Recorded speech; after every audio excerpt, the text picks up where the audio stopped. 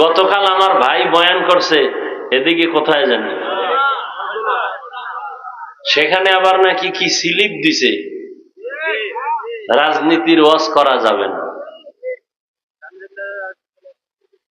উলামায়ে কেরাম নিজের স্বার্থের জন্য না, দ্বীনের স্বার্থে, ইসলামের জন্য, কোরআনের জন্য, মানুষকে জাহান্নাম থেকে বাঁচানোর জন্যই তো বলে। সেখানে যদি কেউ বাধা প্রদান করে তার ঈমান দুর্বল। আরে বাধা কেন? ওই যে একটু আগে বলছি শিয়ালের হাতে কি মুরগি। আরে ভাই, এখানে কোরআনের ওয়াজ হবে, উলামায়ে কেরাম বয়ান করবে, কিন্তু উপরে বিশাল বড় নাম লেখা বড় সুদখোর সভাপতি। কেন? কোরআনের মাহফিলে কোরআন বুঝনেওয়ালার মতো এক ব্যক্তি থাকবে, আলেম সভাপতি। এমনি মেহমান আসুক, কোন নেতা আসবে, কোন চেয়ারম্যান আসবে, এমপি আসবে, প্রশাসনের কেউ আসবে, ওয়েলকাম। তাদের জন্য সুন্দর ব্যবস্থা থাকবে বসার, আপ্যায়নের। কিন্তু পোস্টারে উলামায়ে কেরামের উপরে নাম দেওয়া এটা উচিত না।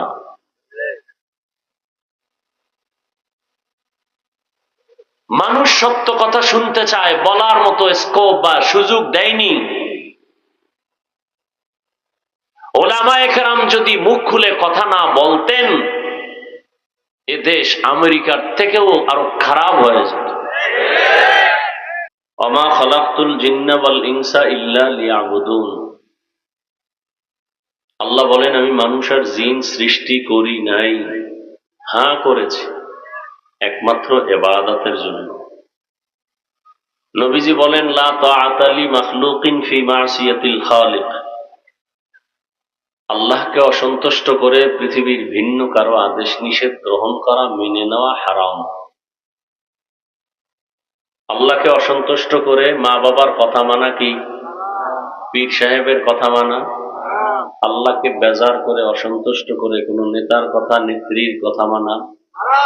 এক কথায় পৃথিবীর সবাইকে বেজার করা সম্ভব, আল্লাহকে বেজার করা সম্ভব। কিন্তু আপনি কি করছেন, আমি কি করছি? দাড়ি রাখলে আল্লাহ খুশি, আত্মীয় স্বজন বেজার। এখন এটা ঈমানের পরীক্ষা।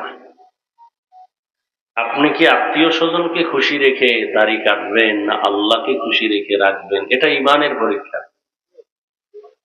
আপনি কি আল্লাহকে খুশি করে চলতেছেন নাকি বেজার করে চলতেছেন?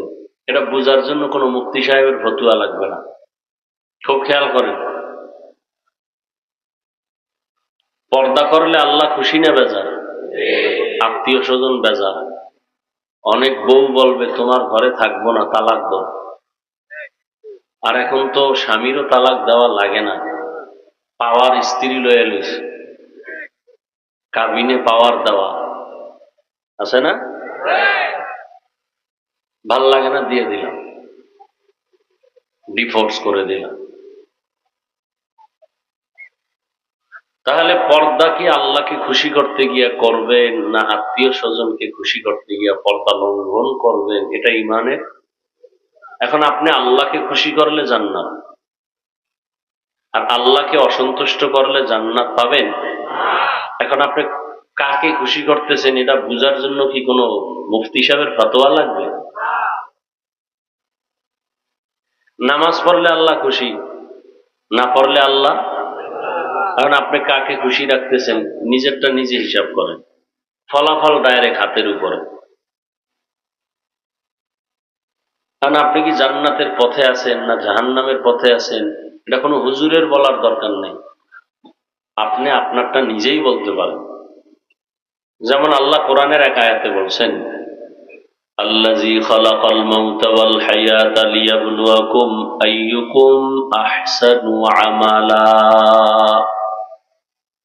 ওয়া হুয়াল আজিজুল গফুর। আমি মানুষ পাঠানোর একমাত্র কারণ, আমি আমলের পরীক্ষা নিব, পরীক্ষা করে দেখব কারা উত্তম আমল করে। আচ্ছা, আল্লাহ কি জানেন না কে ভালো আমল করবে কে খারাপ করবে? এটা কি আল্লাহ আমাদেরকে এই দুনিয়ায় পাঠাবার পরে জানবেন না আগেও জানেন? তাহলে আল্লাহ কি এই কথা বললেন কেন, যে আমি দুনিয়াতে কেন মানুষ পাঠাইছি? আমি পরীক্ষা করে দেখব কারা ভালো আমল করে কারা খারাপ আমল করে। আল্লাহ এই কথা বললেন কেন? এর অনেক জবাবের একটা ছোট্ট জবাব হলো, আসলে আল্লাহ জানার জন্য না, বরং আল্লাহ তার বান্দাকে জানানোর জন্য।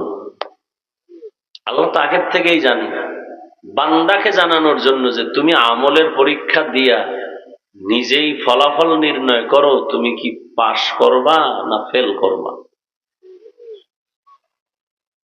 তাহলে আল্লাহ আমলের পরীক্ষা করে দিবেন। এই পরীক্ষায় কে পাশ করবে কে ফেল করবে এটা আল্লাহ তো জানেন, কিন্তু বান্দাকে জানানোর জন্য। উদাহরণটা কেমন? ক্লাসের মধ্যে ছেলেও আছে মেয়েরাও আছে। ক্লাস মাস্টার প্রশ্ন করলেন, এই ছেলে মেয়েরা বলো বাংলাদেশ স্বাধীন হয়েছে কত সালে? তো ক্লাসের মধ্যে first boy second boy third বয় আছে না নেই? কিছু ছাত্র আছে ছাত্রী আছে এটি পড়ে না, খালি ঘুরে। সবার দ্বারে প্রশ্ন, ফার্স্ট বয় বলল স্যার 71, সেকেন্ড বয় আর কথা বলেন না কেন, থার্ড বয় যেটি ঘুরে এটির জিগে তোরা কি করস? তোরা খুব চালাক। ওরা চিন্তা ভাবনা করে গেল এই খবর তো আমগো নাই, কি করি? খুব ব্রেন ঘুরে ফেলেছে, ওই 1 2 3 যা কইছে ওই এই কই, অগটা হইলে আমগোটা হইব, অগটা না হইলে আমগোটা হইব না। স্যার আপনি বুঝেন না, ওই আগের দেই 71। এখন স্যারের প্রশ্ন হিসাবে উত্তর সবাই এক দিছে না। এখন যদি নাম্বার দিতে যায় এই প্রশ্নের জবাবে, তাহলে কি কম বেশি করা যাবে? তাহলে আবার আন্দোলন শুরু হইব না শিক্ষকের বিরুদ্ধে, যে বৈষম্য করলো কেন? আমরা আন্দোলন করছি বৈষম্য বিরোধী, স্যার আমাকে নাম্বার কমায় দিল কেন? জবাব তো এক, কিন্তু স্যার তো জানে কিছু ছাত্র পড়ে আর কিছু ঘুরে মোবাইল চালায়। স্যারে তো এই খবর যাই না, পারে না সবাইকে সমান দিতে। এখন যদি ঘোড়ার ডিম দেয় গরুর নেডি মাথা গরম, স্যারে কয় কোনো দরকার নেই, পরীক্ষার হলে যাও, পেপার নাও, প্রশ্ন নাও, হাতের লেখা লেখো, এরপরে নিজেরটা নিজে পেপারে প্রমাণ করো তুমি কত নাম্বারের ছাত্র। কথা অনেক গোড়া। আল্লাহ আমগো ভিতরে একটা আত্মা আছে, রূহ, সব রুহগুলো এক জায়গায় জমা করে আল্লাহ একটা ক্লাস করছিলেন। আল্লাহ হলেন শিক্ষক আর সমস্ত রূহ ছাত্র। ক্লাসের হেডিং ছিল তাওহীদ। আল্লাহ জিজ্ঞেসিলেন আমি কি তোমাদের রব না? প্রথম আত্মা জবাব দিল, রহমাতুল্লিল আলামিনের আত্মা বলল বালা, আপনি আমাদের রব। এবার অন্য নবীদের আত্মাও বলল বালা, মুমিনদের আত্মাও বলল বালা, আপনি আমাদের রব। ফেরাউনও কয় বালা, নমরুদও কয় বালা। আল্লাহ তো জানে এদের অন্তর কালা, আল্লাহ জানেননি। কিন্তু জবাব হিসেবে তো নাম্বার দিলে সবাইরে সমান দেওয়া লাগে, কিন্তু সবাই সমানের উপযুক্ত। আল্লাহ কয় ঝামেলা বাদ দাও, দুনিয়ার পরীক্ষার হলে যাও, গিয়া আমলের পরীক্ষা দিয়া কে বালা কে কালা নিজেরটা নিজে নির্ণয় করো। এই জন্য দুনিয়া পাঠাইছেন পরীক্ষা দেওয়ার জন্য। পরীক্ষার হলে কি কেউ ঘুমায়? খাতা বালিশ লইয়া? পরীক্ষার হল ঘুমানোর জায়গা না। দুনিয়াটা মুমিনের পরীক্ষার হল, ঘুমানোর জায়গা না। দুনিয়াতে মানুষ ইবাদত করবে, পরীক্ষার হলে বসে। আল্লাহ পরীক্ষার জন্যই দুনিয়াতে পাঠাইছেন ইবাদত, আর বসবাস করবে, ঘুমাবে, আরাম করার জন্য আল্লাহ বানাইছেন জান্নাত। এখন কে পরীক্ষায় পাশ করতেছেন না ফেল করতেছেন এটা নিজে নিজে অনুভব করেন। বয়ান আর কি শুনবেন, বয়ান তো আপনারা জানেন, আর না জানলে আমগো হুজুরগো কেমনে ভুল ধরেন? কি হুজুরগো ভুল ধরতে পারলে কি খুশি। বউর সাথে গিয়া খুব বাহাদুরি, ইমামের আজকে ধরিয়া লাইছে, আছে না নাই? একটা কথা বলি, এটা আজীবন মনে রাখবেন, আমার যুবক বাবারা লেখা রাখবা, পারলে ঘরে টানায় রাখবা, 200-300 টাকা লাগলো একটা পেস্টুনে লেখবা বড় করে। ভুল করার এখতিয়ার আছে সবার, ভুল ধরার এখতিয়ার সবার নাই। ভুল করার এখতিয়ার আছে, ভুল ধরার এখতিয়ার। যেমন ইমাম সাহেব নামাজে দাঁড়াইছে মসজিদের ভিতরে, পিছনে মুসল্লি আছে না নাই? কানের মধ্যে মাইক লাগায়া সুরা শুরু করছে, মনে করেন মাগরিব। চায়ের দোকানে কিছু, মসজিদের পাশে চায়ের দোকান, কয়েকটা বেনামাজি বয়ে বয়ে ডান হাতে বিড়ি টানে, বাম হাতে চা টানে। ওরা নামাজে যায় না, ওরা কয় নামাজ না পড়লাম দিল ঠিক আছে। ইমামের ভুল হইতে পারে না, পারে না? আল্লাহর কুদরত আলহামদুর মধ্যেই ভুল হয়ে গেছে।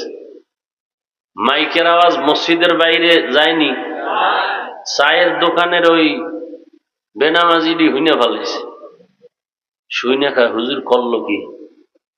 তো কি করবি, তাড়াতাড়ি লোকমা দে। একটা চায়ের কাপ ফালায় জানালা দিয়ে কয়, ইমাম সাহেব করলেন কি? কামটা তো ঠিক হইল না। আপনাদের জানা থাকলে বলেন, এই চায়ের দোকানের বেনামাজি যে লোকমা দিল, জায়েজ আছে? এই ব্যক্তির লোকমাও দেওয়া জায়েজ নেই, ইমাম সাহেবের আর লোকমা নেওয়াও। তাহলে দিল কেন? এটা লোকমা না, এটা বেয়াদবি। কি এটা কি লোকমা? বেয়াদবি, চরম বেয়াদবি। এখন মাসালা কি? লোকমা তো দেওয়া লাগবে, কে দিবে? 500 মুসল্লি জোরে চিল্লেনি দেবে তো, ইমাম তো জাকাত করে মরে যাবে। নিয়ম নাই? কি নিয়ম? একজন যোগ্য ব্যক্তি ইমামের পেছনে দাঁড়াবেন, এমন যোগ্য যে ইমাম সাহেব একটা আয়াতের একটা অক্ষর বা একটা অক্ষর ছেড়ে দিলে ভুলে অর্থ যদি বিকৃত হয়ে যায়, সাথে সাথে লোকমা দিবে, না হয় নামাজ ভেঙে যাবে। নাম্বার 2, 4 রাকাত নামাজের মাঝে যে ইমাম সাহেবের ঝামেলা হতে পারে, সে পেছনে চলে আসবে, পেছনের যোগ্য ব্যক্তি গিয়া ইমামতি করে বাকি নামাজ শেষ করবে। এগুলো মাসআলা। আমগো ইমাম সাহেব পিছনে তো দাঁড়ায় বড় বেনামাজি সুদখোর। কি আর যোগ্যতা কি? কয় সভাপতি, সেক্রেটারি, ঠিক নেই? সর্বাঙ্গে ঘা ঔষধ দিব কোথা? শিয়ালের হাতে মুরগি দিয়া যদি কয় 3 দিন, শিয়াল কয় মা ফসাই দোয়া ফসাই, জিন্দা কেন, মরাও হইতে না। শিয়ালের হাতে মুরগি দিলে যা হবে, ধর্মের চাবি সুদ করবে নামাজির হাতে দিলে তাই হবে। দিছে কারা? যেই তালে ঠিক কইলেন, দিছে কারা চাবি? ইসলাম চাই। হুজুরেরা কয় আমি চেয়ারম্যান হইছি, আমজাদ আশরাফি ভাই নবীনগর, হেদায়েতুল্লাহ আজাদি চেয়ারম্যান রানিং, আরো ওলামায়ে কেরাম। ভালোই তো আলহামদুলিল্লাহ, চুরি করে না, কারো হক নষ্ট করে না, সরকার যা দেয় জায়গায় পৌঁছায় দেয় নিজ দায়িত্বে, তাহলে তো ভালো কথা। হলে সামনে এমপিও লাগবে, সংসদে গিয়া আমরা যদি কোরআনের আয়াত দিয়ে কথা বলি, কোন নাস্তিক কথা বলার সাহস পাবে না। হ্যাঁ ঠিক, তাহলে ভোট দেওয়া লাগবে। হ্যাঁ তাও ঠিক, ভোটের আগের রাইতে সব চান্দুরা হাদিয়া খাইয়া কেবলা ঘুরে এলাইছে, এটাও ঠিক। মর মর সব ঠিক হইলে আর বাইসা থেকে লাভ কি?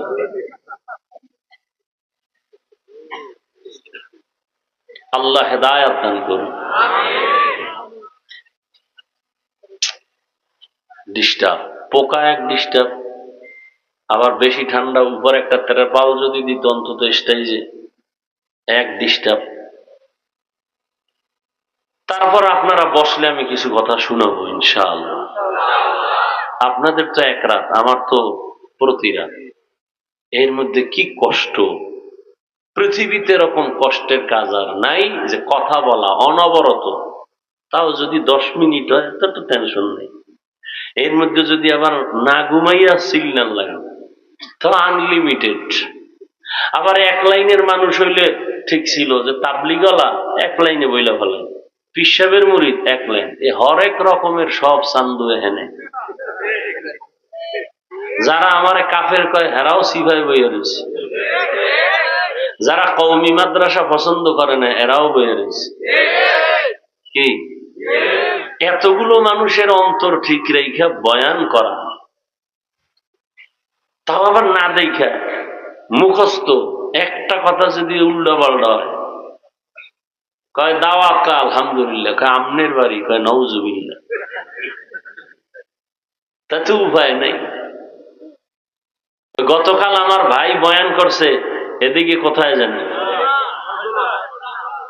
সেখানে আবার নাকি কি স্লিপ দিছে, রাজনীতির ওয়াজ করা যাবে না। ওলামায়ে কেরাম নিজের স্বার্থের জন্য না, দ্বীনের স্বার্থে, ইসলামের জন্য, কোরআনের জন্য, মানুষকে জাহান্নাম থেকে বাঁচানোর জন্যই তো বলে। সেখানে যদি কেউ বাধা প্রদান করে তার ঈমান দুর্বল। আরে বাধা কেন? ওই যে একটু আগে বলছি শিয়ালের হাতে কি মুরগি। আরে ভাই, এখানে কোরআনের ওয়াজ হবে, ওলামায়ে কেরাম বয়ান করবে, কিন্তু উপরে বিশাল বড় নাম লেখা বড় সুদখোর সভাপতি।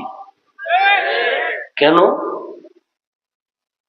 কোরআনের মাহফিলে কোরআন বুঝনেওয়ালার মতো এক ব্যক্তি থাকবে, আলেম সভাপতি। এমনি মেহমান আসুক, কোন নেতা আসবে, কোন চেয়ারম্যান আসবে, এমপি আসবে, প্রশাসনের কেউ আসবে, ওয়েলকাম। তাদের জন্য সুন্দর ব্যবস্থা থাকবে বসার, আপ্যায়নের। কিন্তু পোস্টারে উলামায়ে কেরামের উপরে নাম দেওয়া এটা উচিত না।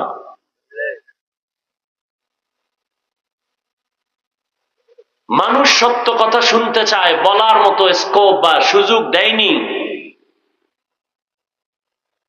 উলামায়ে কেরাম যদি মুখ খুলে কথা না বলতেন, এ দেশ আমেরিকার থেকেও আরো খারাপ হয়ে যেত।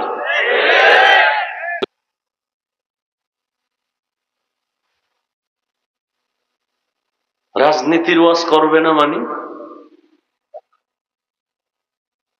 পৃথিবীতে রাজনীতির শ্রেষ্ঠ কিতাব কোরআন শরীফ। আমার কথাগুলো যুবকরা খেয়াল করো বাবা, পৃথিবীতে শ্রেষ্ঠ রাজনীতির কিতাবের নাম কোরআন শরীফ। আচ্ছা, যারা বলে রাজনীতি নাই, হ্যাঁ, তোমার পচা ধান্দাবাজি নাই ইসলামে, কিন্তু ইসলামে পবিত্র রাজনীতি আছে না নেই? যারা বলেন নাই, তারা কি বুঝায় যে ইসলাম সর্বদিক থেকে কমপ্লিট, রাষ্ট্রের ব্যাপারে ইসলাম দুর্বল, কোরআন শরীফ দুর্বল। আমরা কি দুর্বল কোরআন মানি? রাষ্ট্রের ব্যাপারে কোরআনে সমাধান নাই? সুলাইমান বিলকিসের ঘটনা নাই? ইউসুফ জুলাইখার ঘটনা নাই? সবগুলো রাজনীতি, রাষ্ট্রনীতি। পৃথিবীর শ্রেষ্ঠ রাজনীতির শিক্ষক আমার নবী। পৃথিবীর রাজনীতির শ্রেষ্ঠ পার্লামেন্ট মসজিদে নববী। কিন্তু মসজিদে রাজনীতি চলবে না। ইমাম সাহেব নিরপেক্ষ, স্লোগান দাও হে যুবক, বেয়াদবি নয়, আদবের সাথে। ইমামকে যদি নিরপেক্ষ থাকতে হয়, তাহলে কমিটির প্রত্যেকটা মানুষকে নিরপেক্ষ থাকতে হবে। আর কমিটির কেউ যদি পচা ধান্দাবাজি রাজনীতির লোক হয়, ইমাম সাহেব মাইক লাগায়া ইসলামের রাজনীতি করবে। তুমি নাকে তেল লাগায়া ঘুমাও বাঞ্ছারামপুরের মুসলমান, দেশ স্বাধীন। আর এত কিছুর মধ্যে নাস্তিক মাথা ছাড়া দিয়ে উঠতেছে। মা বোনেরা ঢাকার শহরে সাংবাদিক সম্মেলন করে আর বলে আমাদের দেহ ব্যবসার অধিকার আবার ফেরত চাই। আর তুমি নাকে তেল লাগায় ঘুমাও, দেশ স্বাধীন। আমি ঢাকায় বলেছি মুসলমানের সন্তান সেদিন নাকে তেল লাগায় ঘুমাবে যেদিন এদেশের পরতে ময়দানে গ্রামে গঞ্জে কোরআনের বয়ান চলবে, কোন বেনামাজি সুদখোরের অনুমতি নিতে হবে না। মুসলমান নাকে তেল লাগায় ঘুমাবে সেদিন এদেশের প্রত্যেকটা মসজিদ আর মাদ্রাসার কমিটিতে সুদখোর বেনামাজি থাকবে না যেদিন। কিসের স্বাধীন? আমরা তো স্বাধীনতার জন্য, আমার মুগ্ধ আমার আবু সাইদ জীবন তো এজন্য দেয়নি। চরমনায়ের পীর সাহেব ময়দানে জীবনকে বাজি রেখে ওলামায়ে কেরাম মাঠে তো এজন্য নামেনি যে আবার নাস্তিক মাস্তানি করবে। মুসলমান জীবন একবার দেয় না, বারবার। কাফনের কাফন কিনে রেডি থাকো, আবার ডাক আসবে, আবার ময়দানে যেতে হবে। আমরা মানুষের অধিকার চাই, বৈষম্য চাই না। এদেশের মানুষ আজান দিলে ঘুমায়, আজান দিলে ঘুম ভাঙ্গে। আমরা ইসলাম নিয়ে বাঁচতে চাই। হিন্দু তার ধর্ম পালন করবে, ইসলাম বাধা দিবে না। খ্রিস্টান তার ধর্ম পালন করবে, বাধা দিবে না। ইহুদি তার ধর্ম পালন করবে, বাধা দিবে না। কিন্তু ইসলামের উপরে আক্রমণ আসলে ছেড়ে দিবে না। আমরা তো খ্রিস্টানদের গালি দিই না, আমরা তো হিন্দুদের বিরুদ্ধে বয়ান করি না। আমগো ইসলাম নিয়ে আক্রমণ কেন? কোরআন নিয়ে আক্রমণ কেন? মাদ্রাসা নিয়ে আক্রমণ কেন? নবীকে নিয়ে আক্রমণ কেন? আল্লাহ হেদায়াত দান করুন। আমি খুব কষ্ট পেয়েছি গতকালের ঘটনা শুনে। এটা উচিত হয়নি। আর আপত্তিকর, কোরআন সুন্নাহর বাইরে কিছু বলে নাই আমি যতটুকু জানছি। যাই হোক, এর থেকে আপনারা ফিরতে হবে, পরিবর্তন আনতে হবে।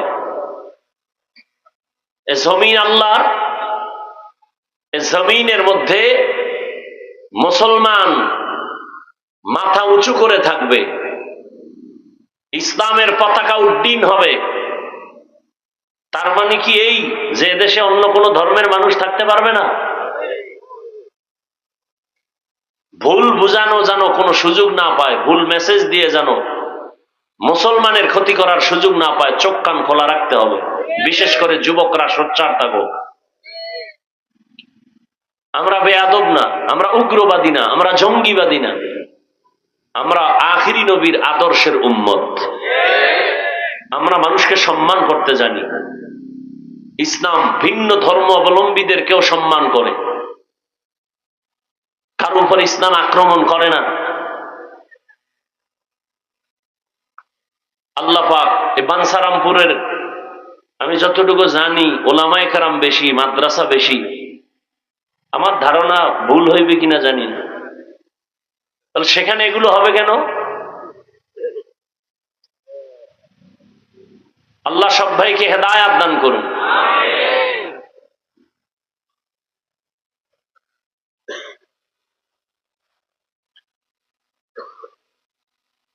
জনগণ যদি বলে আমরা সুদখোরকে মুরব্বী বানাবো ভোট দিয়া, আলেম কি ফিটাফিটি করবেন? ওলামায়ে কেরাম কোনোদিন ফিটাফিটি করে না, মানুষকে বুঝায় ভাই এইটা ভালো এটা খারাপ, কি এই তো আমগো কাম। আমরা তো একবারও বলি না আওয়ামী লীগ নামাও বিএনপি উঠাও, বিএনপি নামা আওয়ামী লীগ উঠাও। এই কাম মুমিনের না, ইমানের দাবি এটা না। ইমানের দাবি মুসলমানের শত্রু, ইসলামের শত্রু, কোরআনের শত্রু, এদের সাথে কোনো আপোষ করা যাবে না।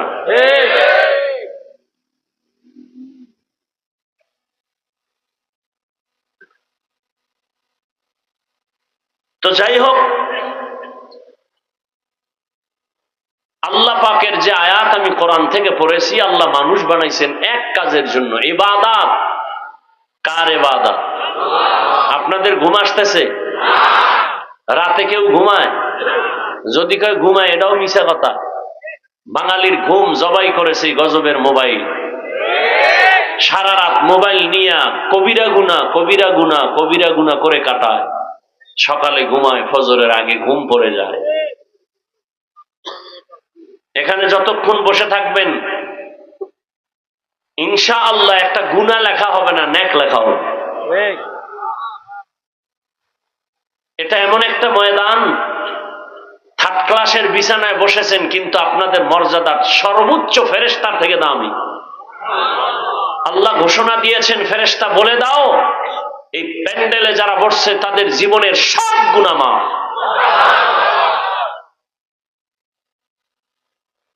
এখানে আসতে কপাল লাগে, যে কেউ চাইলে বসতে পারে না। যদিও বিছানা কোয়ালিটি সম্পূর্ণ না, কিন্তু এই বিছানায় যারা বসছে কোনো কষ্ট নাই।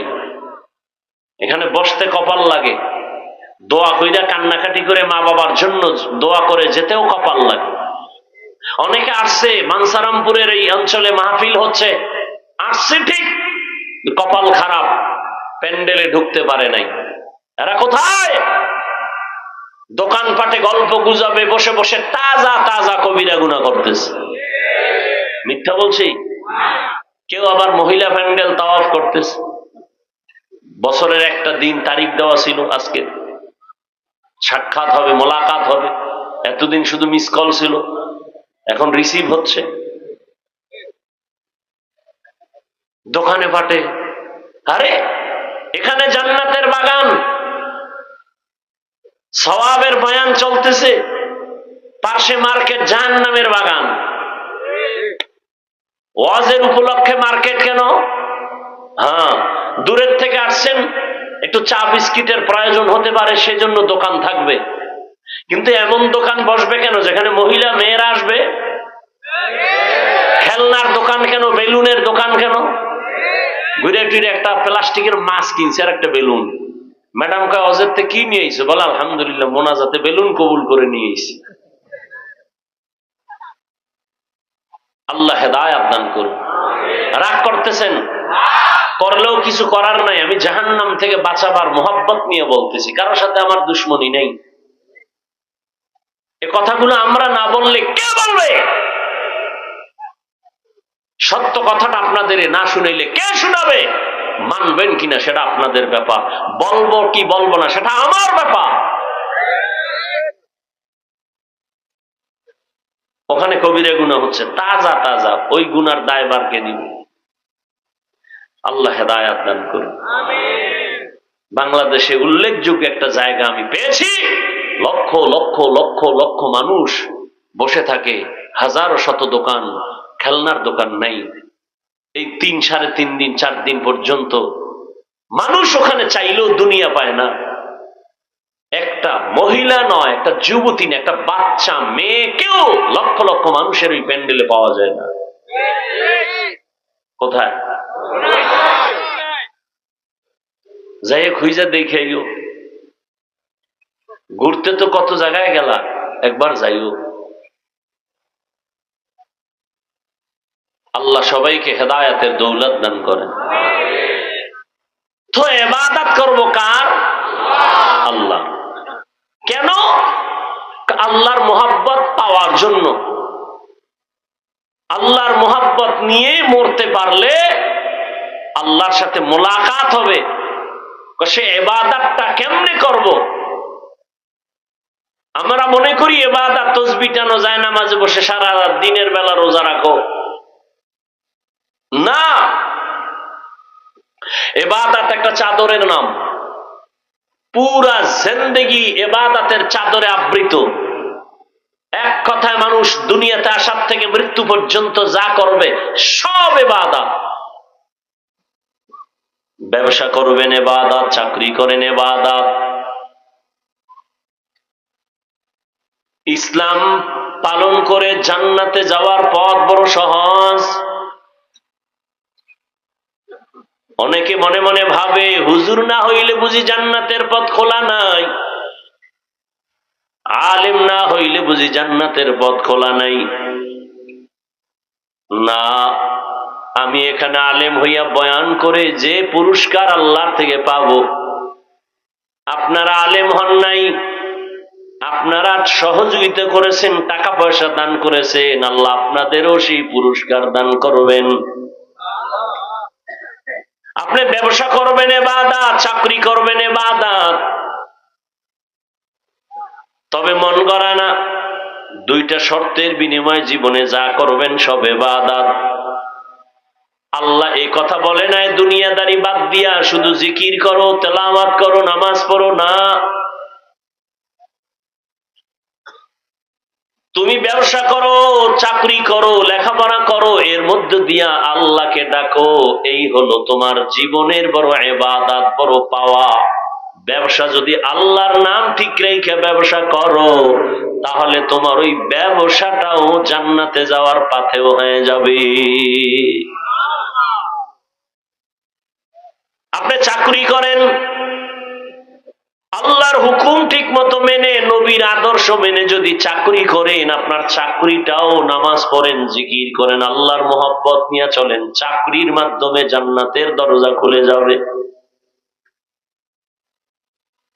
জীবনে যা করবেন সব ইবাদত, তবে আল্লাহর সন্তুষ্টির জন্য হতে হবে রাসূলের আদর্শ অনুযায়ী। আর আমার নবীর আদর্শ কত সুন্দর! আঙ্গুলের নখগুলো কেমনে কাটবা যুবক বাবা, সেখানেও নবীর আদর্শ আছে। জুতা দুইটা পায়ে কেমনে পরবা, সেখানেও নবীর আদর্শ। ও এলাকার মুসলমান যুবক, একজনে যদি দাঁড়ায় বলো হাফিজ ভাই, মদিনার নবীর আদর্শ থেকে আর একজনের কাছে আরো সুন্দর আদর্শ আছে, আমি সবার সামনে আল্লাহর জাতের কসম করে বলি, যদি প্রমাণ করতে পারো আমি নবীরটা বাদ দিয়া তারটা গ্রহণ করব, পারবা? কেউ যদি দাঁড়ায় বলো মদিনার নবীর আদর্শ থেকে শেখ মুজিবুর রহমান সাহেবের আদর্শ অনেক সুন্দর, আমি নবীরটা বাদ দিয়া শেখ সাহেবেরটা নিব। কেউ যদি বলতে পারো নবীর আদর্শ বাদ দিয়া জিয়াউর রহমান সাহেবের আদর্শ অনেক সুন্দর, আমি নবীরটা বাদ দিয়া তারটা নিব, কিন্তু পারবা? শুধু কি তাই, জমিনের মধ্যে গণতন্ত্রের বাজারজাত করেছে আব্রাহাম লিঙ্কন, আরো কত কত আদর্শ, মাও সেতুনের আদর্শ, লেনিনের আদর্শ, কার্ল মার্ক্সের আদর্শ। এক কথায় জবাব, দুনিয়ার সবার আদর্শগুলো নাপাক, একমাত্র মদিনাওয়ালা নবীর আদর্শই হলো পাক। ইমামুল আউয়ালিন আল আখিরিন, বহরে সাদকা রাহমাতাল লিল আলামিন, সাইয়্যিদুল কাউনাইন খাতমুল মুরসালিন, আখির আমদ বুদে ফখরুল আউয়ালিন। মন গড়া ইবাদত কার আদর্শে? দেখছেন, এই মাত্র বললাম। এই জন্য আমি সব জায়গায় বলি, বয়ান বক্তার এলেমের হেডোমে হয় না, বয়ান বক্তার আমলের বাহাদুরিতে হয় না, বয়ান সম্পূর্ণটাই ভালো হওয়া নির্ভর করে শ্রোতাদের আকর্ষণ আর অন্তরের মহব্বতের উপর। জানি না আপনাদের অন্তরের কি অবস্থা, এখানে কি বয়ান হবে, কয়টা কথা হবে, সব বাজেট আসমান থেকে করা আছে। বাকি আপনাদের অন্তরের মহব্বত আর আকর্ষণ কি, আল্লাহু আ'লাম।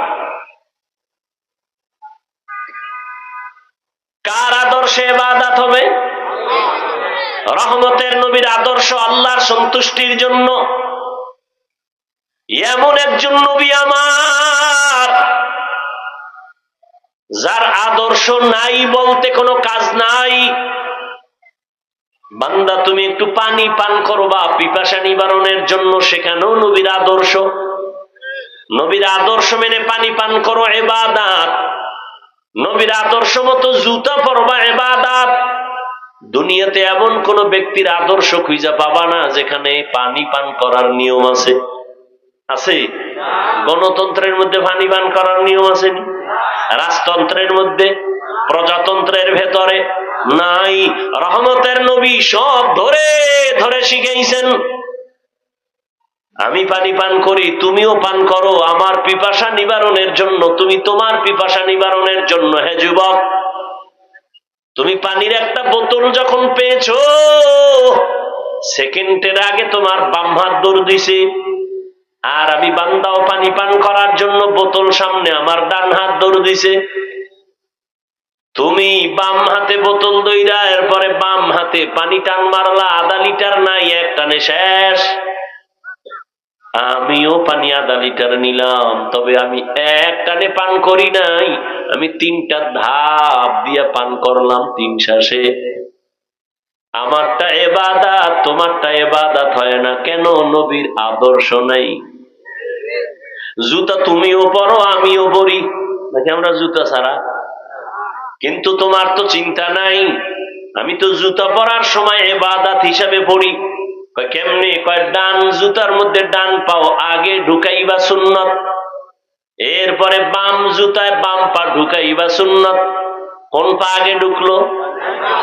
এবার দোনো পাও যখন ঢুকছে দাঁড়াও, এবার প্রথম কদম দিবা ডান পা দিয়া সুন্নত। তুমিও জুতা পইরা চলো আমিও চলি, কিন্তু তোমার ইবাদতের চিন্তা নাই, আমি ইবাদত হিসাবে চলি। এরে আল্লাহর গোলাম, বাথরুমে যদি যাও নবীর তরিকা মানিয়া, ওখানের সময়টাও আল্লাহ পাক নেক দ্বারা পরিবর্তন করবেন। যদি ইবাদত হয় নবীর তরিকায় যাও। বাথরুমে তুমিও যাও আমিও যাই, নাকি আমগো হুজুরগো বাথরুম নাই? তুমিও বাথরুমে যাও আমিও যাই, কেমনে ব্যবধান? তুমি কোন পাও দিয়া ঢুকছো খবর নাই, আর আমি ঢুকার আগে দোয়া করেছি বাম পা দিয়া ঢুকছি। ভুলে যদি ডান পাও দৌড় দিয়া গেছে, আবার ব্যাক করছি, আবার নতুন করে বাম পা দিয়া ঢুকছি। নবী বলছে খালি মাথায় খালি পায়ে ঢুকবি না বাথরুমে। আর বাথরুমে যাইয়া কেমনে বসবি নবী শিখাইছেন। বাথরুমে যখন বসবা হাঁটুর উপরে যেন কাপড় উঠে না যায়, আর বাম পায়ের উপরে ভর করে বসবা, দোয়া বইরা ঢুকবা। কারণ বাথরুম হলো শয়তানের আড্ডাখানা। টুপি ছাড়া ঢুকবা না, মাথা খালি রাখবা না, হয়তো একটা কাপড় দাও গামছা দিয়া ঢুকো, খালি মাথায় ঢুকবা না, খালি পায়ে ঢুকবা না, দোয়া বইরা ঢুকবি। বাথরুমে কোনো দুর্ঘটনা হবে না। অনেকে বাথরুমে দুর্ঘটনা হয় না। জুতা পরার টাইম আছে নি, দৌড় নিম্নচাপ শুরু হয়ে গেছে। দরজা খুলে রাখা আগেই যেই তেলে খাইছে গরুর মতো হাঁটে আর চাটে। আল্লাহ হেদায়াত দান করেন। রহমতের নবীর আদর্শ মতে বাথরুমে যাও ইবাদত, ব্যবসা করবা ইবাদত। নবীর আদর্শে কেমনে ব্যবসা করব? দোকানে বড় করে লেখো বিক্রি করা মাল অবশ্যই ফেরত নেওয়া হয়। যদি লেখো ফেরত নেওয়া হয় না, বুঝা গেল তুমি ধোঁকাবাজ। ধোঁকাবাজ আল্লাহর ইবাদত করে না, মানুষকে ধোঁকা দেয়। নবীর তরিকায় ব্যবসা করো, কাস্টমারের সাথে কখনো ভুলেও মিথ্যা কথা বলবা না। তুমি একটা লুঙ্গি কিনে আনছো ঢাকার থেকে, বাঞ্ছারামপুর বাজারের দোকানে কিনছো 150 টাকা, দোকান পর্যন্ত আসতে আরো লাগছে 20 টাকা খরচ। কাস্টমার যদি বলে ভাই লুঙ্গি কিনছেন কত, তুমি যদি বলো 120 বা 150 বা 170, 20 টাকা যে খরচ, এটাকেও তুমি কিনার মধ্যে মিলাইছো, হালাল নাই, হারাম হয়ে গেছে। আর যদি বলো না আমি 150 টাকা লুঙ্গি কিনছি, 20 টাকা খরচ, তুমি আমারে 30 টাকা লাভ দাও, ওই কাস্টমার মরণ পর্যন্ত তোমারে ভুলবে না। 2 টাকা বেশি লাগলেও তোমার কাছে আসবে, কারণ লোকটা মিছা কথা কয় না। আবার লুঙ্গি নিয়ে কয় ভাই ফেরত নেও, টাকা দাও। কেন টেন নাই, নেও, টাকা ফিরায় নাও, লুঙ্গি ফিরায় দাও। নবী বলেন ওই যে লুঙ্গি ফিরায় রাখছো, টাকা ফিরায় দিছো, লোকটা খুশি। তুই কি পাইলি? তুই ওই লুঙ্গিটা দান করলে যেই সওয়াব, ওই সওয়াব আল্লাহ তোরে দিয়ে দিবে। আর কি বরকত ব্যবসায়ীর জন্য। নবী বলেন আত-তাজিরুস সুদুকুল আমিন মা'আন নাবিয়্যিনা ওয়াস সিদ্দিকিনা ওয়াস শুহাদা। কিয়ামতের দিন আমি নবীর সাথে তুমি জান্নাতে থাকবা। দেখছেন নি ভাই, ব্যবসা কইরা কি জান্নাতে যাওয়া যাবে না? রাস্তা নাই? তুমি করো আকাম, তো কেমনে জান্নাতে যাবা? এক নাম্বার, দুই নাম্বার সব উল্টা পাল্টা করে ফেলো। মানুষের সাথে মিথ্যা তো কয়, আবার কসমও খায় মিথ্যার উপর। আল্লাহ হেদায়েত দান করুন। ইমামে আজম আবু হানিফা নাম শুনছেন? তিনি কাপড়ের ব্যবসা করে, বিশাল কাপড়ের দোকান। কাপড়ের ভাঁজ কইরা পাইকারি নিয়ে আসছেন। দোকানে এসে মিলায় দেখে একটা কাপড়ের মাঝখানে ছেঁড়া, কাপড়টা আলাদা রাখছে চিহ্ন দিয়া। কর্মচারীরে কইছে এই কাপড়টা যদি কেউ নিতে চায় বইলা দিস, একটু ছিদ্র আছে, টাকা কিছু কমায় নাও। লোকে কাপড় নিয়ে গেছে, ওই ত্রুটি যে ছিল এটা বলতে মনে নাই। ইমাম আবু হানিফা এসে কয় কাপড়টা কই? কয় বিক্রি হয়ে গেছে। বলছিলানি কাপড়ে ঝামেলা আছে? কয় মনে নাই। এবার টাকা দিয়া লোক নামায় দিছে, বাজারে এলান করো আবু হানিফার দোকান থেকে কে একটা লুঙ্গি নিছো অমুক দিন, তাড়াতাড়ি কাপড় ফেরত দাও, তোমার কাপড়ের মধ্যে সমস্যা আছে, টাকা কিছু ফেরত পাইবা। এইটা বইলা বইলা বাড়ায়। এর নাম হলো আল্লাহর ভয় তাকওয়া, এর নাম ইবাদত। এজন্যই তো আবু হানিফার নাম সারা দুনিয়া জুড়ে স্মরণ হয়। লাকাদ জানাল বিলাদা ওয়া মান আলাইহা ইমামুল মুসলিমিনা আবু হানিফা। বু হানিফা বুদ ইমামে বাসফা, হাসে রাজে উম্মতানে মুস্তফা। ইবাদত কার জন্য? জোরে বলো। কার আদর্শে? মদিনাওয়ালা নবীর আদর্শে। কিন্তু মা বাবার বরদোয়া নিয়া না, মা বাবা বরদোয়া নিয়া না, সাবধান। নফল নামাজে দাঁড়াইছো, আম্মাজান যদি ডাক দেয়, কঠিন ভাবে যদি ডাক দেয়, নামাজ বাদ দিয়া মায়ের ডাকে সাড়া দিতে হবে, এটাও ইবাদত। মা বাবার খেদমত করো, ইবাদত। কি কেমন মা বাবার খেদমত? আল্লাহ কয় আমার পরে মা বাবার ইবাদত। মা তোমাকে এখন ডাক দিছে, তুমি নফল নামাজে দাঁড়ানো, নামাজ ছেড়ে দাও, মায়ের ডাকে সাড়া দাও। কারণ মা যদি বেজার হইয়া যায়, মক্কায় হজ কইরাও তোর কপালে আগুন। আল্লাহর এক বান্দা আবেদ যুবক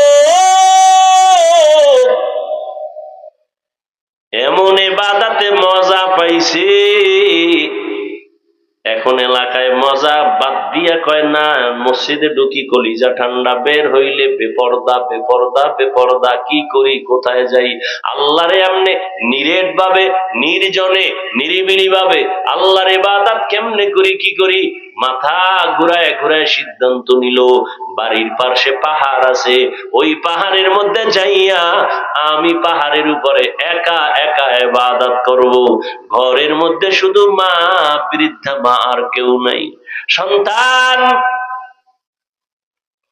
পাহাড়, ওই পাহাড়ের চূড়ায় গিয়া একটা ছোট্ট ভাঙা ঝুপড়ি উঠাইয়া ওখানে নিরিবিলি ইবাদত করে, গাছের পাতা চাবায় খায়, পেটের ক্ষুধা।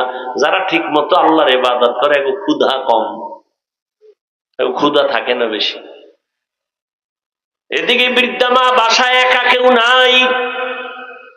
যুবক নিরিবিলি আমার একনিষ্ঠতার সাথে আল্লাহর ইবাদত করার জন্য পাহাড়ে চলে গেল। একদিন, দুদিন, 3 দিন পর আম্মা জানের মনের ভেতর একটু ঢেউ শুরু হয়ে গেছে, আমার বাবার চেহারাটা দেখি না বহুদিন। মনে মনে চিন্তা করে, সন্তান আমার আল্লাহর ইবাদতে এমন মজা পেয়েছে, ওই পাহাড় থেকে আর ঘরে আসবে না। মায়ের মনে মানায় না। আম্মা জান চিন্তা করে, কি করি, বাবার চেহারাটা না দেখলে কলিজা ঠান্ডা হয় না। সন্তান বড় পীর, কিন্তু মায়ের কাছে হাফিজুর রহমান। কি সন্তান বড় এমপি সাহেব, মায়ের কাছে না। তুমি কিসের এমপি? তুমি তো আমার ওই সন্তান। মায়ের কাছে পীর নাই, এমপি নাই, কোনো মর্যাদা নেই, ঠিক নি? আর মা নাম দইরা ডাকে, আপনার আমারে নাম দইরা ডাকলে আমি বলার আগে সবাই বলবে তুই বেয়াদব। কিন্তু আম্মা জান যখন নাম দইরা না ডাকবে তখন বড় কষ্ট লাগে। আর আম্মা জান যখন নাম দইরা ডাক দেয় কলিজা ঠান্ডা হয়ে যায়, বড় মায়ায় ভরে যায়। যত বড় হই না কেন আমি তো মায়ের কাছে একটা সন্তান। আম্মা জানের কাছে কোনো কোয়ালিটি নাই, সব কে পা ভাঙ্গা, কে খারাপ। আম্মা জানের কাছে বরং খারাপ সন্তানটাই বড় আদরের। যেই সন্তান হাঁটতে পারে না ওই সন্তানের প্রতি মা দুর্বল, যেই সন্তান অসুস্থ ওই সন্তানের প্রতি মা বেশি দুর্বল। মায়ের অন্তর এটা বোঝানো যাবে না। একটা সন্তানের প্রতি মায়ের কি মায়া, মা যে সন্তানের জন্য কেমন আসে। সন্তান যদি এই পরিমাণ মায়ের জন্য পাগল হইতো, জীবনে সংসার করতে পারত না।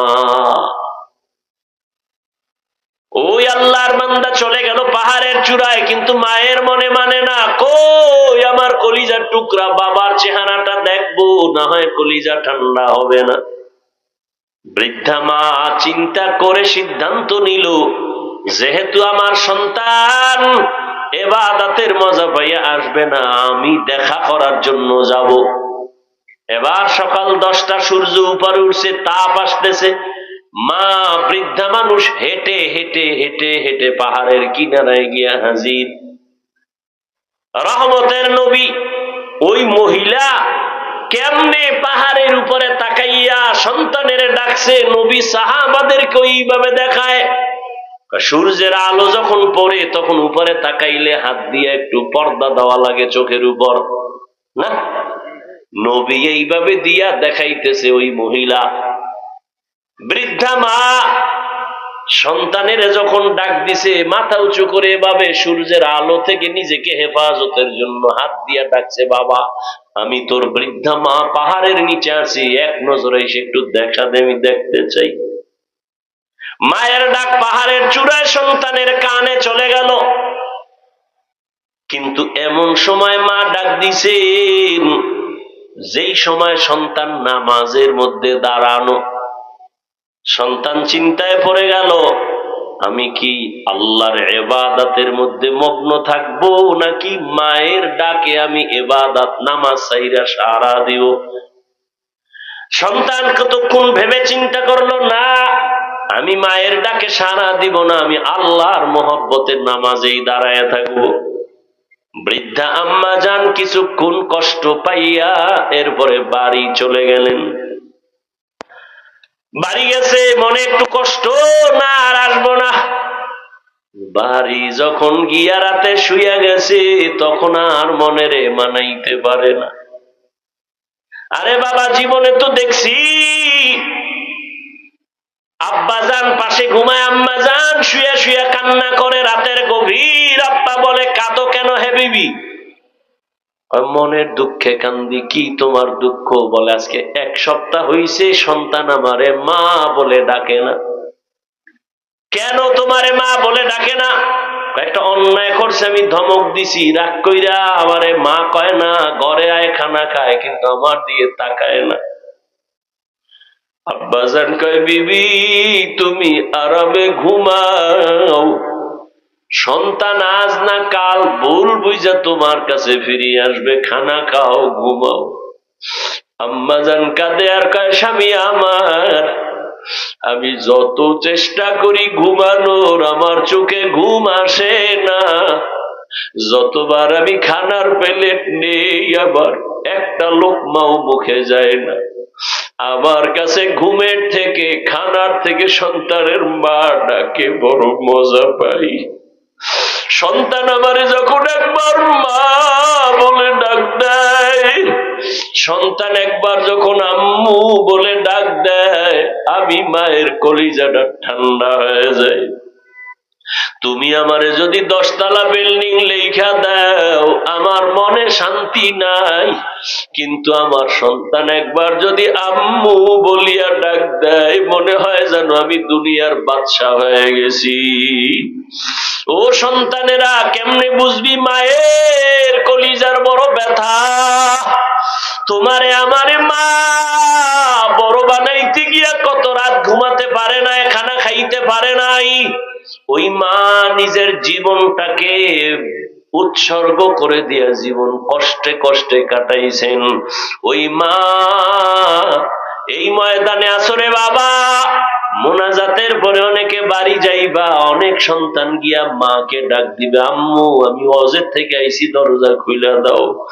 আর একদল বান্দা আছে, ওদের মা নাই, জীবনে আর কোনোদিন একবার মা বলে ডাক দিতে পারবে না। ওদের কলিজায় এমন আগুন দাউ দাউ করে জ্বলবে, জীবনে আর মা বলে ডাক দিতে পারবে না, বাবা বলে ডাক দিতে পারবে না। ওদের কলিজা বড় ব্যথা। ওরে যার মা নাই সে বুঝে মা কত বড় রত্ন। ওই মা ঘরের মধ্যে শুইয়া আবার চিন্তায় ভরে গেল, আর একবার যাই সন্তানের কাছে, আর একটা ডাক দেই, দেখিনি বাবা এসে একটু আমারে দেখা দেয়, চেহারাটা দেখলে আমার শান্তি লাগবে। মা আবার পরের বার নিয়ত করে রওয়ানা। ঠিক ওই সূর্যের গরমের সময় আম্মা যান কপালের উপরে হাতটা রাইখা আবার পাহাড়ের দিয়ে তাকায়, বাবা আমি তোর মা পাহাড়ের নিচে আসছি, একটা নজর দেখে যা। আজও সন্তান নামাজের মধ্যে দাঁড়ানো, সন্তান আজও চিন্তা করে নামাজ ছাড়বো নাকি মায়ের ডাকে সাড়া দিব। সিদ্ধান্ত নিল না, নামাজ ছাড়বো না, মায়ের ডাকেও সাড়া দিব না। মা আজও কষ্ট পাইয়া চুপ বাড়ি চলে যাইতেছে, আর বলে আর আমি আসবো না, গেলাম। কিন্তু বাড়ি যাইয়া মায়ের মনে মানায় না, আবার আগুন জ্বলা উঠছে। একটা নজর না দেখলে কলিজা ঠান্ডা করা যায় না। তৃতীয়বারের মতো নবীজি বলেন, ওই মহিলা আবার রওয়ানা। বাচ্চাটার কিনারায় পাহাড়ের পাদদেশে গিয়ে আবার আওয়াজ দিছে, বাবা আমি শেষবারের মতো আসছি, একটু নাইমা আয়, আমি মা তোর একটু মন ভইরা দেখি। আজও সন্তান নামাজে দাঁড়ানো, একবারও জবাব দেয় না, নামাজও ছাড়ে না। এতদিন মা কিন্তু কষ্ট পাইছে ঠিক, কিন্তু মন খুইলা কিছু বলে নাই। আজকে শেষবারের মতো মা যখন বাড়ি যায়, আসমানে হাত উঠাইয়া হালকা একটা কথা বললেই ফালাইছে, ও আল্লাহ আমার সন্তান এমন ইবাদত করে যে আমার একটু দেখার সময় হয় না।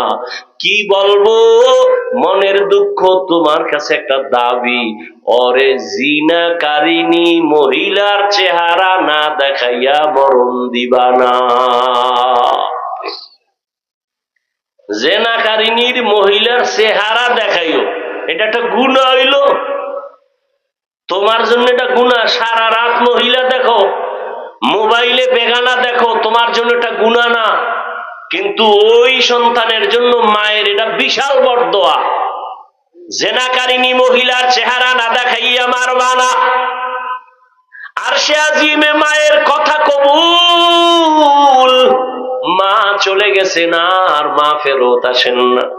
এদিকে মায়ের দোয়া কবুল, এলাকায় সবাই বলতেছে পাহাড়ের উপর আমগো বড় বুজুর্গ, এত বুজুর্গ যার জীবন যাবে ইবাদত থেকে আলাদা হবে না। এক সুন্দরী রূপসী মহিলা বলে, তোমগো বুজুর্গ অনেক টাইট, বলে হ্যাঁ, আমার সামনে টিকবে না, যাও টিকবে। মহিলা এবার চুপে চুপে পাহাড়ে উঠছে, উইঠা যুবকের সামনে, যুবক নামাজে দাঁড়ানো, চোখ বন্ধ, ওই যুবতী সুন্দরী জাহান্নামী নারীটা যত অপকৌশল করা প্রয়োজন করছে, কিন্তু যুবকের নজর নিতে পারে নাই।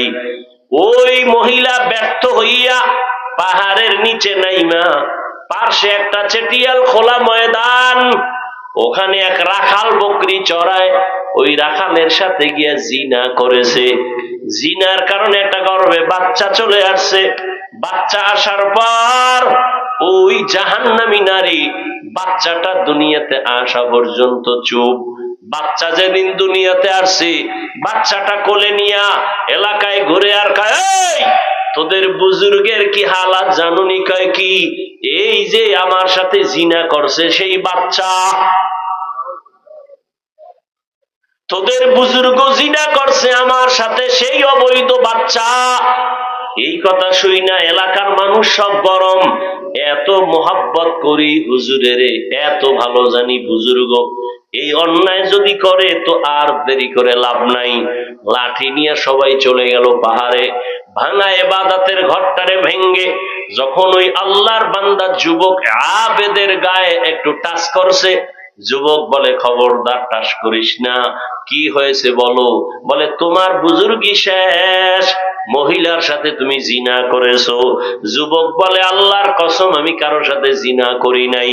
কে বলেছে? বলে, মহিলা জিনার দ্বারা বাচ্চাও হয়েছে। তাই আমার সামনে বলতে পারবে নি? কয় পারবে। কয় নিয়ে আসো। ওই যে মায়ের বরদোয়া, জিনাকারিনী মহিলার চেহারা না দেখাইয়া কবরে নিও না। ওবার এলাকার মানুষ চলে গেল। ওই নষ্ট নারীটারে বাচ্চা সহ নিয়ে পাহাড়ের নিচে আছে। এবার ডাকে, বুজুর্গ নিচে আও। বুজুর্গ নজর করে দেখে অনেক মানুষ হাতে লাঠি, ওই জিনাকারিনী মহিলা বাচ্চা নিয়ে দাঁড়ানো। ও করছে কি? 2 রাকাত নামাজ পড়ে একটা চিৎকার দিছে, মালিকের, ও দয়ার মালিক, না জানি কোন কারণে তুমি আমার উপরে বেজার হইছো। ও আল্লাহ, আমি তো তোমার মহব্বত আর ভালোবাসায় আমি মগ্ন থাকি, আমি দুনিয়ার লাইনে একটা গুনাহ করি নাই। আজ আমার সামনে কঠিন পরীক্ষা, তুমি আমার ইজ্জতের হেফাজত করো। কান্নাকাটি কইরা পাহাড় থেকে নিচে নাইমা ওই জিনাকারিনী মহিলার সামনে দাঁড়াইয়া এবার কয়, মহিলা বল। কয়, তুমি আমার সাথে জিনা করেছো। বলে, অসম্ভব। কয়, সম্ভব। সত্যি? বলে, হ্যাঁ। সবাই তো চারদিকে দাঁড়ানো। মহিলা জোর দিয়া কয়, তুমি আমার সাথে জিনা করেছো। যুবক এখন পেরেশান হয়ে গেল, কি করি? আল্লাহ কুদরতি ভাবেও যে মোনাজাতে কান্না কইরাইছে সেজদায়, ওদিকে মায়ের বর দোয়াও কবুল, ওদিকে আবার ইজ্জত বাঁচানোর দোয়া করছে, আল্লাহ এটাও কবুল করছে। এইবার অন্তরে একটা জবাব বাইর করে দিছে। বাচ্চাটারে কয়, আমার কোলে দে। দুধের বাচ্চাটারে কোলের মধ্যে নিয়া সবার সামনে এরকম ধইরা বাচ্চাটারে উঁচু কইরা কয়, ও আসমানের মালিক, তুমি আমার ইজ্জতের হেফাজত করো, এই বাচ্চাটার জবান খুলে দাও। বাচ্চাটার জবান খুলে গেছে। ওই আবেদ যুবক ডাক দিয়া কয়, শত মানুষের সামনে বাচ্চা তুই বল তোর বাবাকে। বাচ্চা সাথে সাথে জবান খুলে কয়, আমার বাবা হলো ওই রাখাল। ও আমার কলিজার যুবক, যদি আল্লাহর মোহাব্বত নিয়ে চলো, আল্লাহ ইবাদতের মাধ্যমে তোমার দুনিয়াও লাভবান, পরকালেও লাভবান। আমি যে এতক্ষণ বয়ান করলাম একবারও কিন্তু বলি না, এ যুবক আমগো মতো হুজুর হ, তসবিহ ল, পাগড়ি লাগা, স্কুলে তালা মার, বলি নাই, বলবো না। বরং তুমি যেখানে আছো ওখান থেকেই তো জান্নাতে যেতে পারো।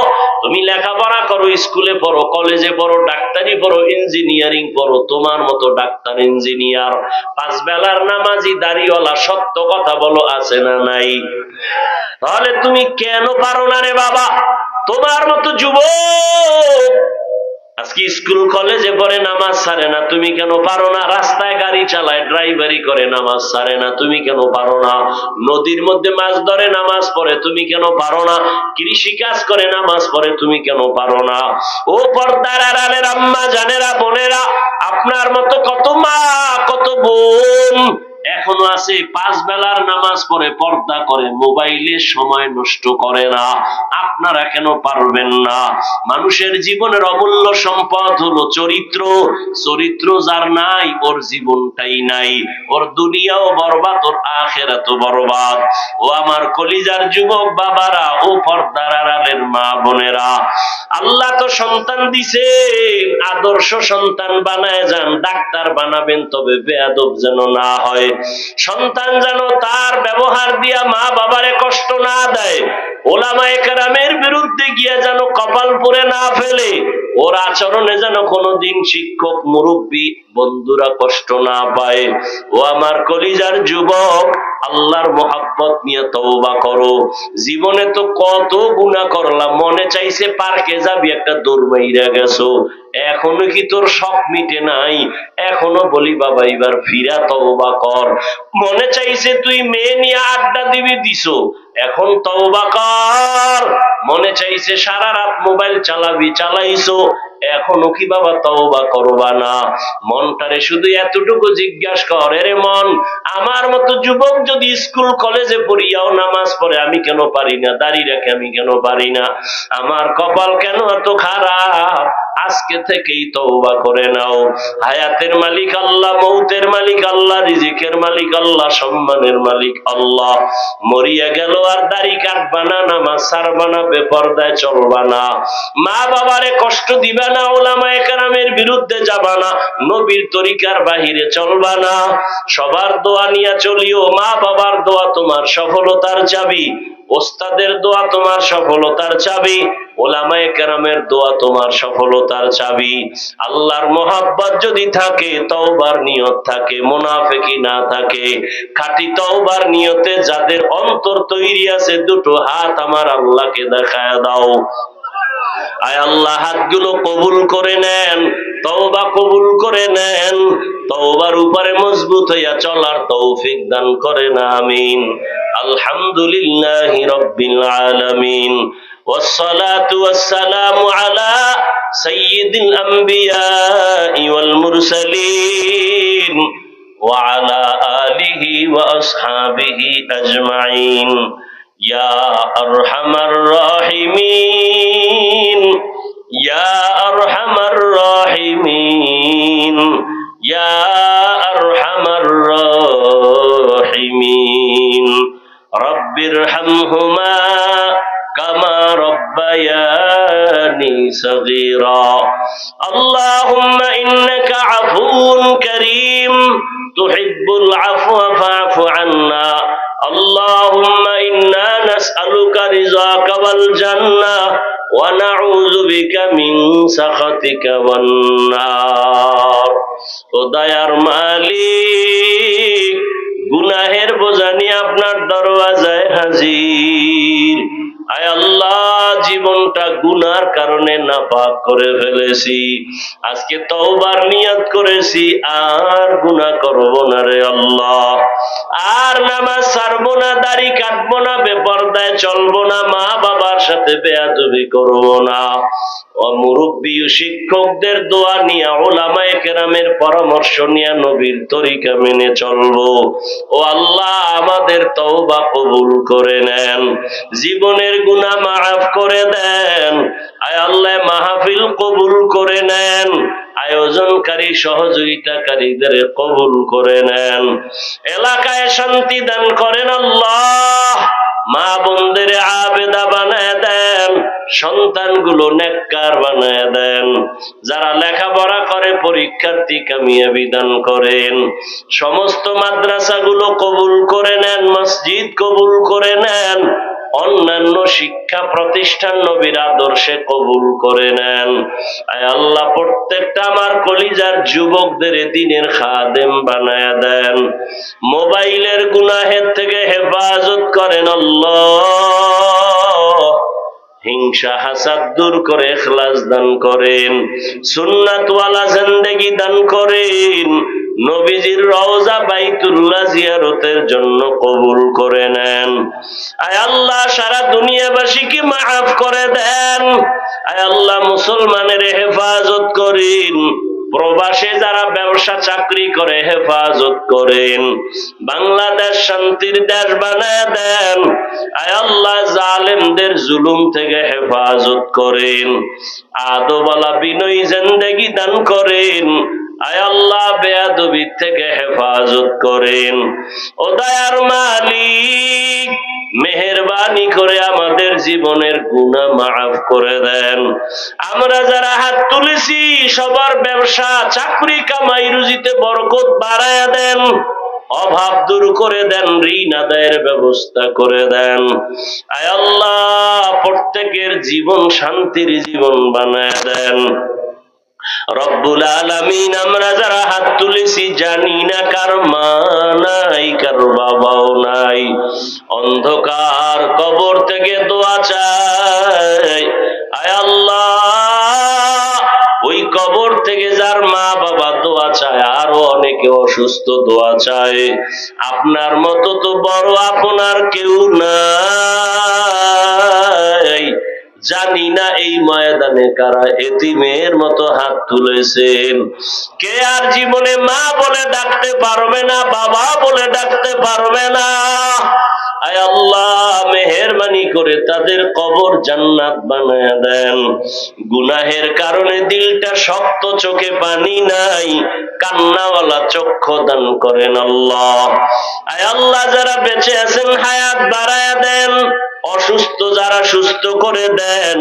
আয় আল্লাহ সুস্থতার নিয়ামত বাড়ায় দেন, দীর্ঘ নেক হায়াত দান করেন, সারা দুনিয়ায় ইজ্জতের সাথে খেদমতের জন্য কবুল করে নেন, চলার পথে হেফাজত করেন।